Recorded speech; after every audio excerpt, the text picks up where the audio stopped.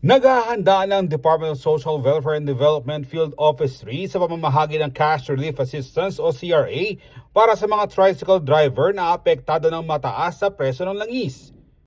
Nagpulong ang DSWD FO3 kasama ng 33 local social welfare and development offices mula sa Central Luzon para iplansya ang implementasyon ng CRA ngayong Abril sa ilalim ng Assistance to Individuals in Crisis Situations o AICS. Ang DSWD ay magbibigay ng 5,000 cash relief assistance para sa ating PUV drivers sa ilalim po ng assistance to individuals to crisis intervention.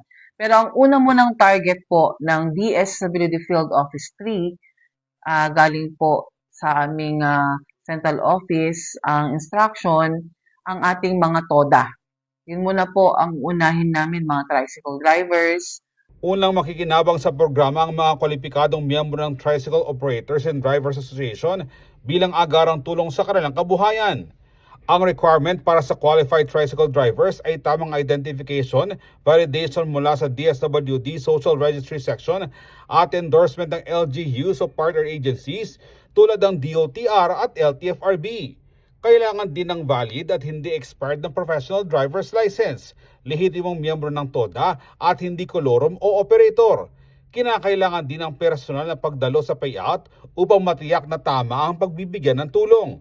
Mahalaga raw ang papel ng mga LGU sa pagtukoy, pag-verify at pag-endorso ng mga benepisyaryo para matiyak na ang mga tunay na nangangailangan ng makikinabang. Ang tentative distribution schedule ay inaasahang magsisimula sa April 8 sa pamamagitan ng batch payout. Ang first batch na uunahin po na i-assist po ng DSWD Central Luzon ay ang mga cities and metropolitan municipalities. Ito po ay layunin tong tulungan ang ating mga tricycle drivers na apektado ng crisis at patuloy na pagtaas ng presyo ng gasolina alinsunod sa utos po ng ating mahal na Presidente Bongbong Marcos po.